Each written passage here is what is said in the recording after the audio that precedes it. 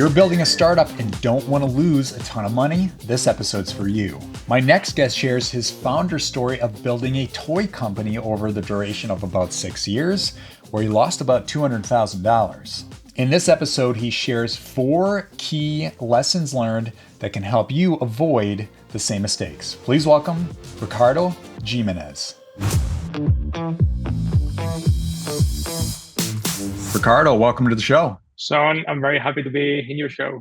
Thanks for joining me. So before we dive into your background, can you tell us something about yourself that most people don't know? Yeah, I'll share something about the present moment, which is that we're doing this call from a meditation center in Manzanillo, Mexico. I'm in the Asia Center. I came here a couple of days ago, and I'm planning on staying here until the end of August, so almost a month, in the journey of self-discovery, giving, and getting in touch with myself. Now, we were talking about this offline for context so people know exactly where you're at. You're just south of Puerto Vallarta on the Pacific side. Is that correct? It's a few hours away. I tend to forget if I'm north or south, but it looks like that it's south. So yeah, it's maybe Okay. a few hours south. Yes. Okay. Yeah.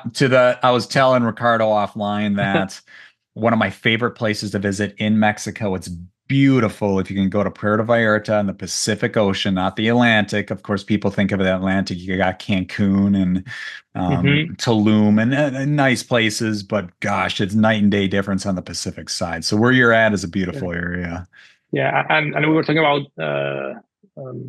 Baja California. I was there a couple of years ago, and to see this mix of desert and cactuses by the sea, that's an image. That's such a powerful image to see again cactus next to the sea. That it's really strong. It's really breathtaking.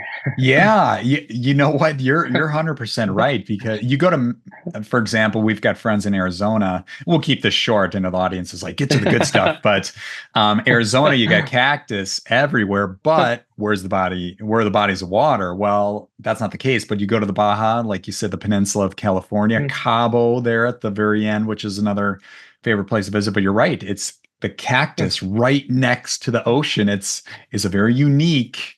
Very unique. I love that. Scenery. I've only been there once, but it's just too bad. So I love to travel to share, and I travel a lot, and I just sometimes wish things were a little closer, so I could go do in a more practical way some of the things that I love to do, because I love that there's so many places of the world that I love to go back to, but at the same time there's other new places, and trying to have a somewhat normal life.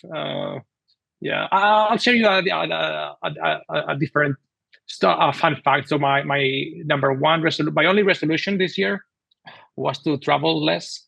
I know this may sound contradictory because people love to travel and they want to explore the world, and I do as well.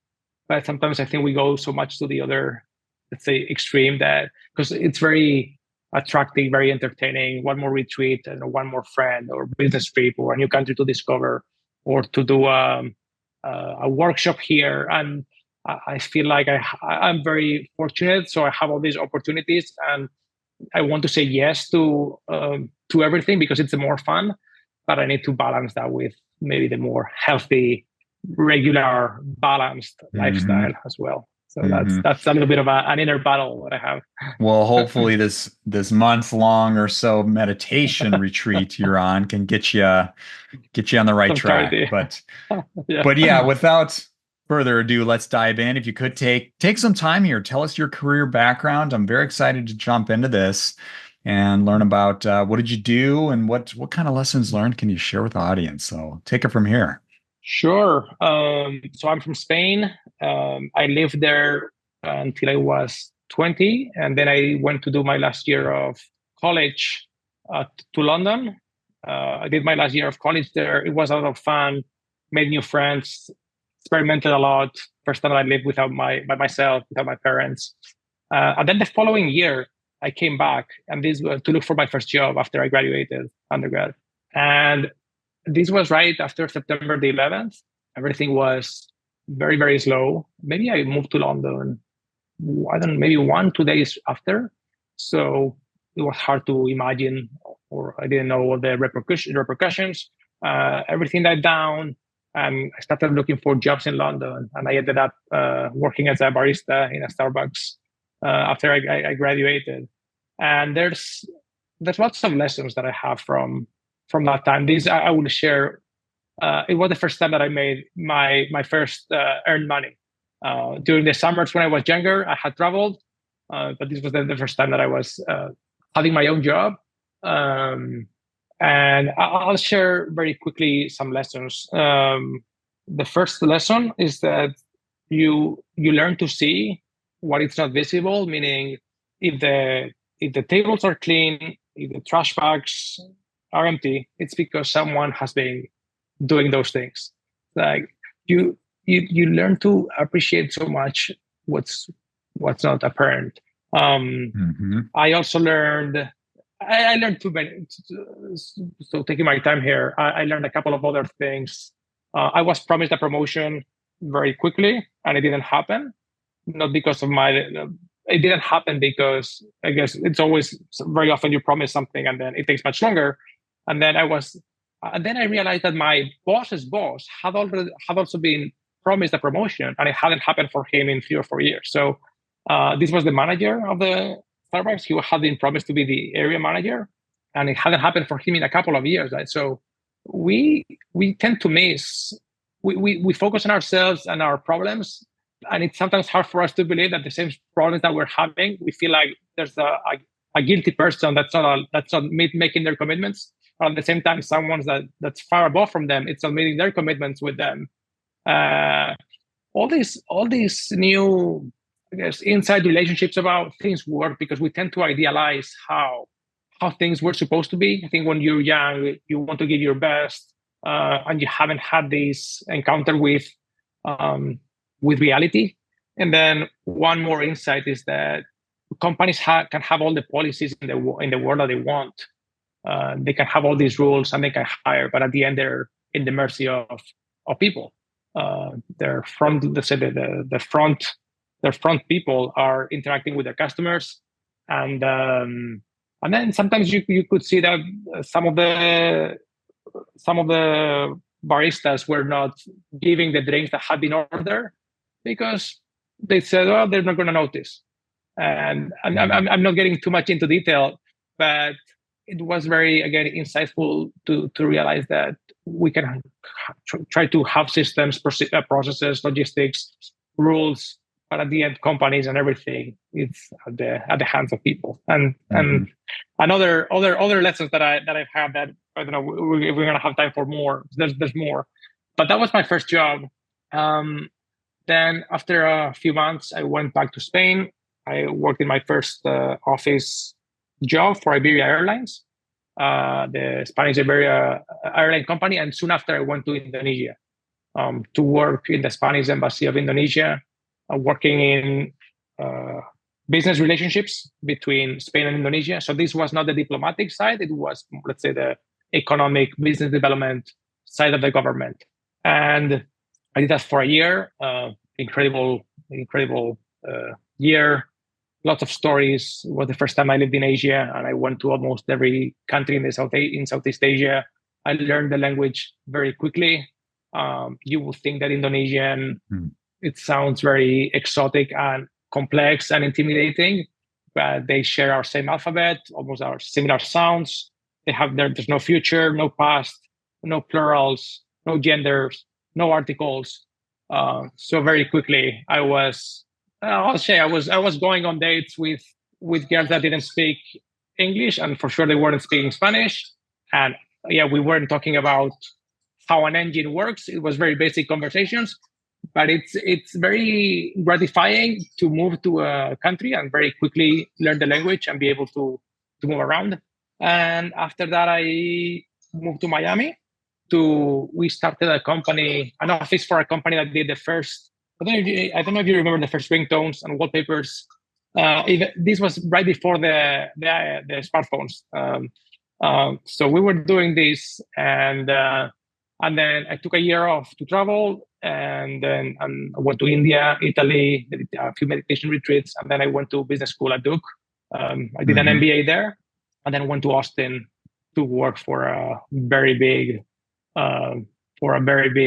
computer company there. After 4 years, I was laid off, and I had already been working on a startup with a friend, and I was planning on saving. And when I had about half of the amount that I was planning on saving before going full time with my startup, I got laid off. I got another offer to interview for other positions, but my heart wasn't there anymore.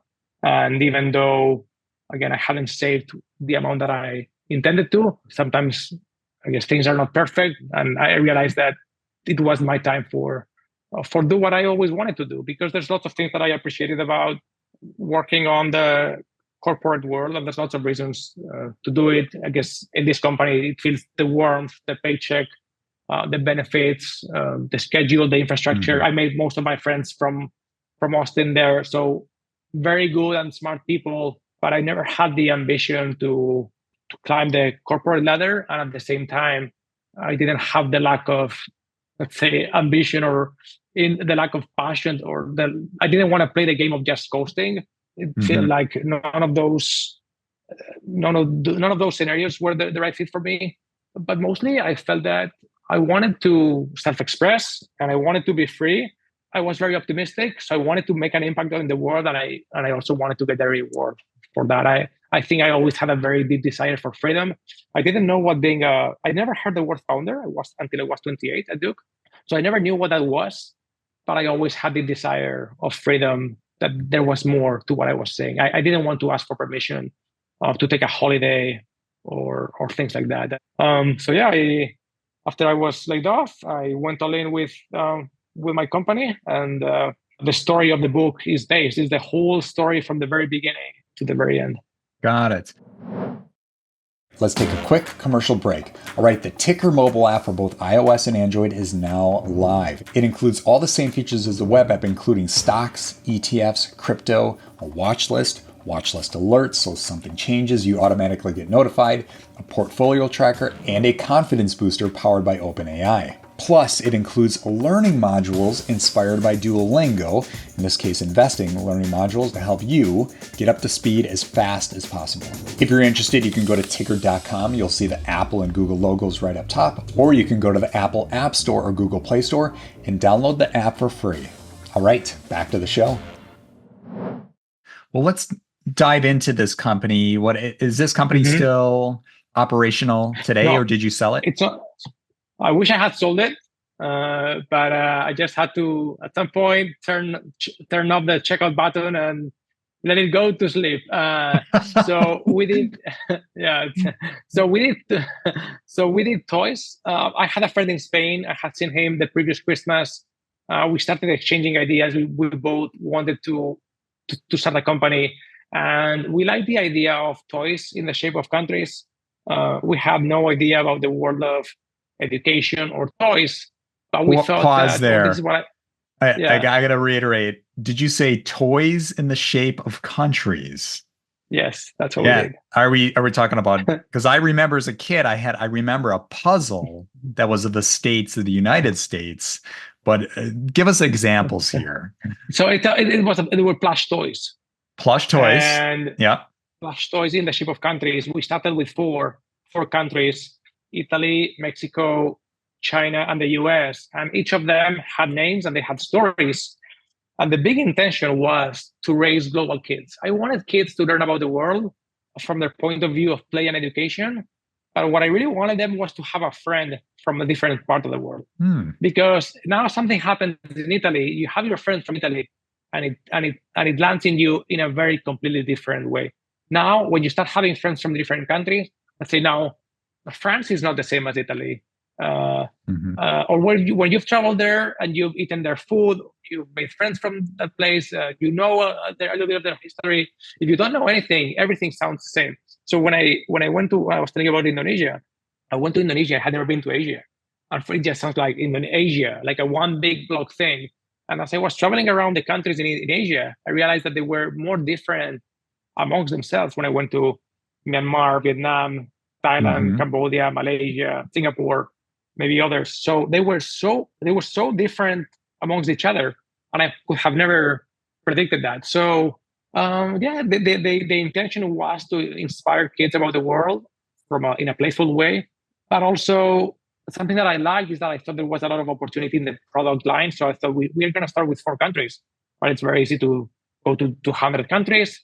And then I thought Americans love their states, so we could do anything that has a shape, like states. We could do toys as well for states, even college campuses. I thought Americans love their universities, their colleges. So I could see how the product line was infinite, and I also wanted to connect the kids of the world. And then as soon as you start getting into seeing possibilities for your brand, everyone is your customer, everything is ideas, your whole reality, you filter it through your big vision. And then I could see how we could have a theme park, movies. Yeah, the sky was the limit. So I thought there's a lot of opportunity. I care about this. This is something that we can both start on the side. It will take some cost of capital to get started. Everything ended up being much more expensive than what we thought. I read this book called The Art of the Start by Kawasaki, and it talks about math, milestones, assumptions, and tasks. And I remember we were always very milestone driven. Like we went very linear. So we had an idea. Let's find a designer. Let's develop the concept. Then we built prototypes. My partner at the time was living in China. He went to 5 factories there. We gave them our designs. They gave us prototypes. They looked nothing like what we requested. So you would ask for a spoon and they would give you, I don't know, a jar. It's like it was nothing like what we wanted. We found three factories with we chose three rounds of iterations with each of them, and then we got a product that we believed in, that we liked. So then we shipped it. We always imagined a very international company, so we manufactured 12,000 units of our toys because the minimum order quantity was 3,000. So four toys, 3,000 of each. That was the minimum. And it felt like they had colluded because you don't want to start a company with an unproven product with that big expenditure. We negotiated and we asked them to do a smaller unit quantity, and they said no. And coincidentally, all factories had the same number as their minimum order quantity. So we were forced to do the 12,000 units. We did that. And then we shipped 8,000 to a warehouse in London, in LA, and about 4,000 to a warehouse in London, because we wanted to ship to our final customers closer to where they would live. So we got all these logistics, and then it was time to sell, and then that didn't happen. That's when reality made the road. So the whole book is it's a story of an entrepreneur, which was me, trying to bring this product to market.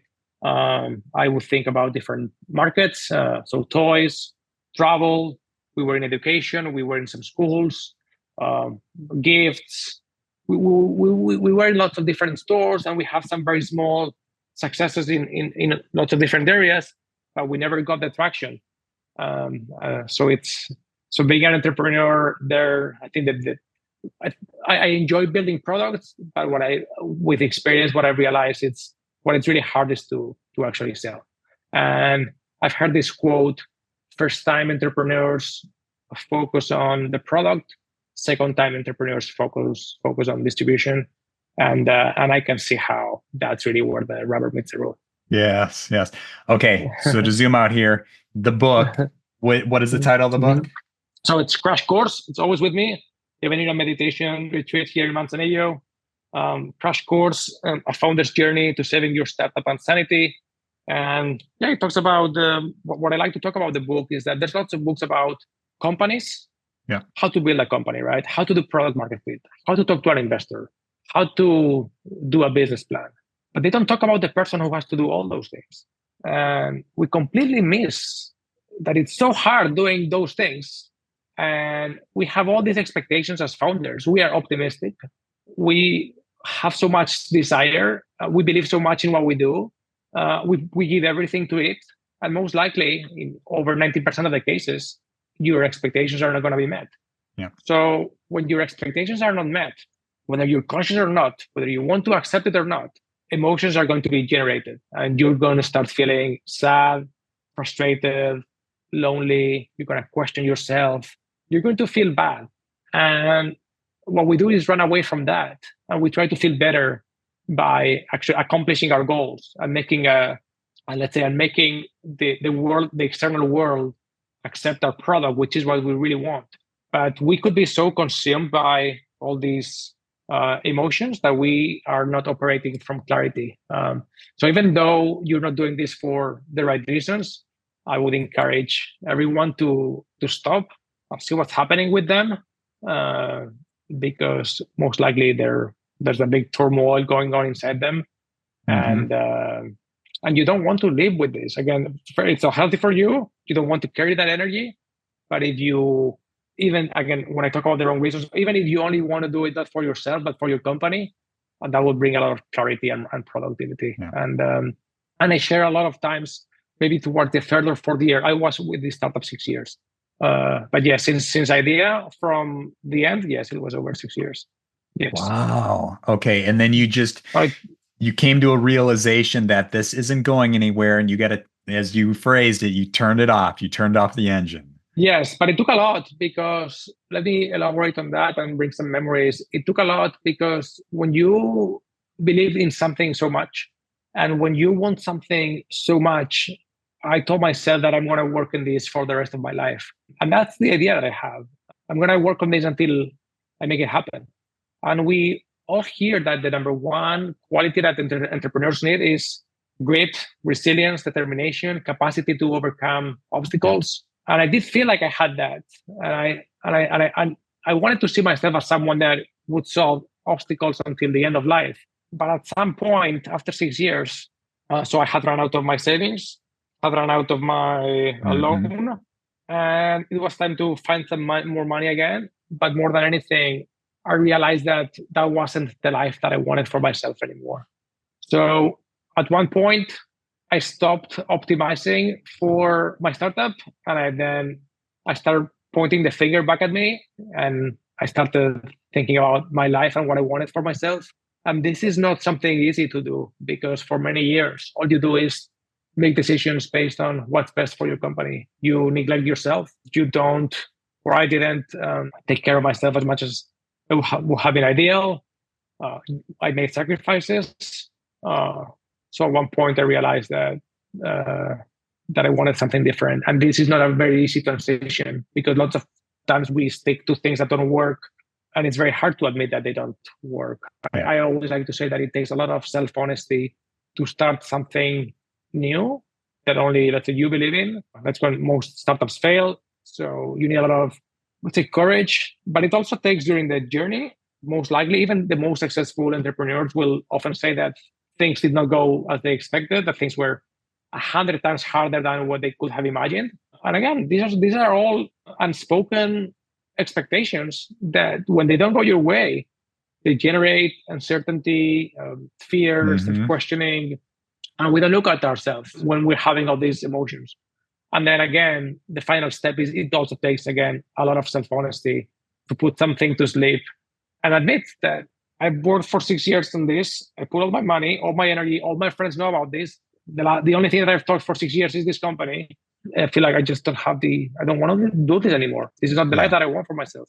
So I put it this way. You're giving, a look under the hood. Building a startup is very hard. It takes a lot of courage to not only start it, but also to tell yourself, this isn't going anywhere, and you have to say no. Like, I'll give context. I'll keep this real short because it's not about me, but I did that in 2013. Yeah, I tried a startup in 2013 that was a competitor to Groupon. The concept was, Groupon would take 50% of the deal sales. Well, Buddy and I came up with an idea. Businesses should take 100%, but they pay a monthly subscription of $100. And businesses were like, oh my gosh, yes, that's what we want. We'll pay $100 and we keep all the sale, done. Subscription model. We started selling this thing, pre-selling, hand over fist. And then when we went live, it was crickets. The reason is we didn't have the consumers, the shoppers like you and I, regular people, just going onto the platform. And we started trying to raise venture capital. VCs were like, cool idea, but you're like 4 years late to the party. And I invested, I'm going to ask you a question here about dollar amount, but I invested about $30,000 over a year. I quit consulting. I went all in. I'm like, this is going to be a huge company. I went all in. I drained my bank account. I went into debt. Again, this is 2013, and I had that moment. I had to say, okay, this isn't moving forward. I got to turn off the engine and move on and go back to corporate contracting.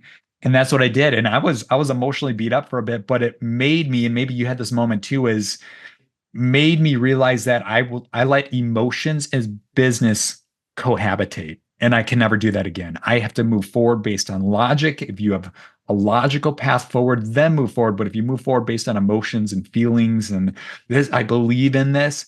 If you don't have data to back it up, it's not worth moving forward. So it was the correction I needed in my entrepreneurial journey. That sucked. 2013 was a rough year. So let me say something about the emotions, because I think this is what I think. I understand we need to make decisions based on logic and a clear mind.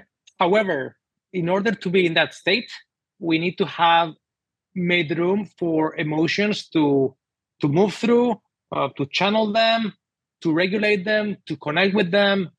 We cannot just tell emotions, you're not welcome here because you're not convenient and you're messing up my clarity. You need to disappear.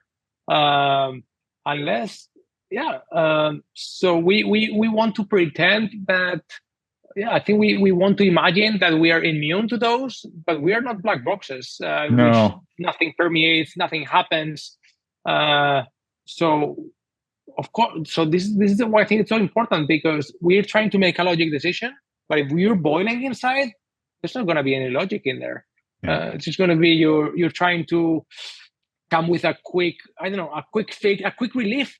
You may think that you're doing a good choice for your business, but unconsciously, all you may trying to do is find a desperate way for you to feel better about yourself.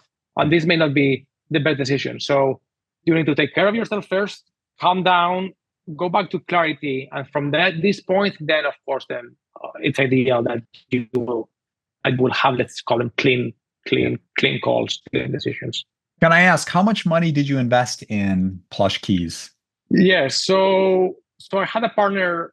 I don't know the specific numbers, and I was thinking about this. I would think first $60,000. $60,000. I would have thought that, and I would think again. This was a few years ago. I think this was all the savings that I had, either for the company and for my cost of living, because it was the same. I mean, there was no money coming in; it was all losses. So to live and for the company. And I would think my partner did the same at the time. Then after a few years, things were not working out with him. I'll share one of the founder partner little discussions, arguments that we had during most of the time. We started with the fourth. I'm gonna finish with the other thing. So first, let's say the 60, and then I got a loan, and then I put in another 50. But I always feel like money. I don't know where. I feel like I always needed money, and money was coming in, and I don't know from where. Maybe I will get an inheritance from, I don't know, all the money. I don't know. I felt like money was magically sometimes appearing, and then everything will go back to the company. But let's say maybe 150 to 100K, 200K, maybe, or maybe a little less, a little more. But everything that was coming my way was going.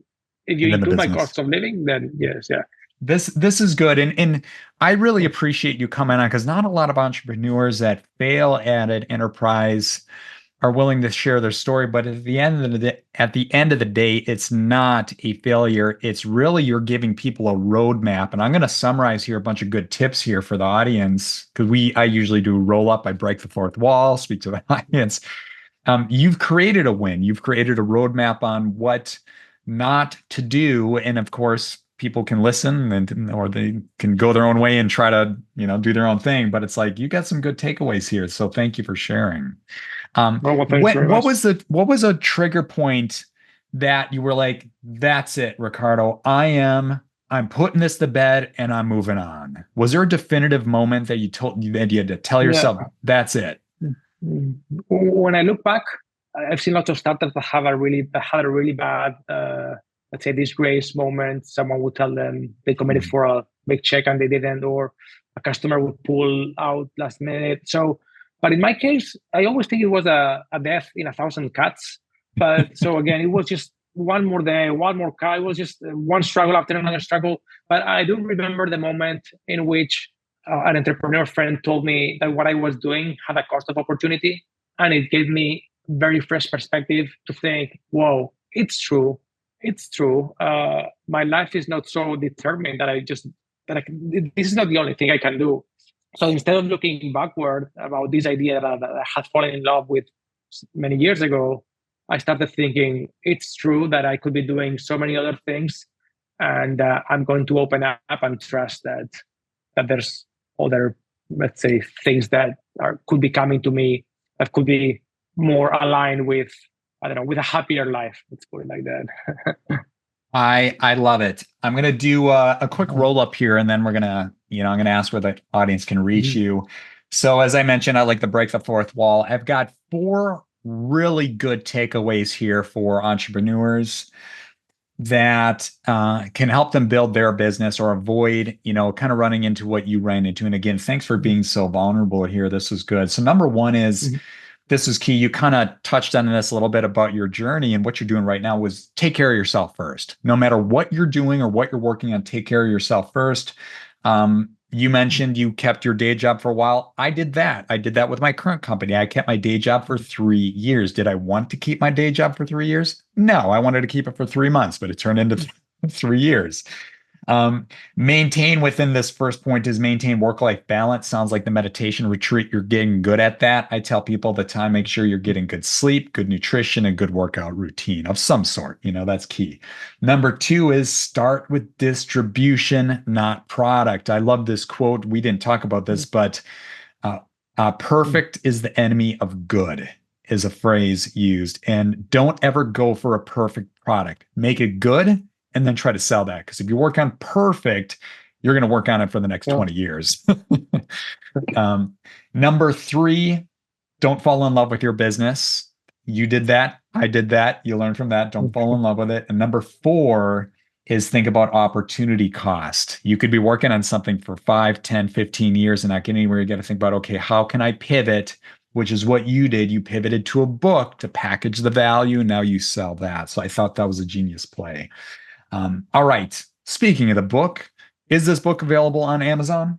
Yeah, I'm available on Amazon, and I would love all your audience to consider it, because I speak a lot about the emotional journey of the entrepreneur, and that's where and all these things that I learned in the meditation retreats in the following years after the book, I've weaved them into the book. So I think that's a lot. What makes it different is that we look at the emotional. We look at the person. We look at the person who has emotions. We're founders, but we're people. So I think it's good to take a look at the humanity and to take a look at ourselves. And one more thing, if I may, I think the book is inspirational, but more than inspiration, what I wanted to bring was companionship. I wanted to write a book for the person, not for the company. So I hope that your audience will get this book as a book for themselves, not just for their company, but for themselves. Yeah. Again, the book is titled Crash Course. You can find it on Amazon, really focused on the emotional side of an entrepreneur's journey. This is definitely needed. More books like this are needed. So thank you for that. Can people also find you? Do you have a website or LinkedIn? Yeah. My website, first and last name and an H, so Ricardo Jimenez H.com. And there's links to LinkedIn, Instagram there. Yeah, Ricardo Jimenez H.com. Perfect. We'll make sure we've got all those links in the show notes down below. But Ricardo, thank you so much for sharing your story here, packed full of a ton of value. Entrepreneurs listening, follow these rules. Try not to lose money on your operation. His journey here has really been helpful. So thank you, Ricardo. We'll see you. Well, thank you so much, Sean, for having me in your team, in your show. This was a lot of fun. All right. We'll see you.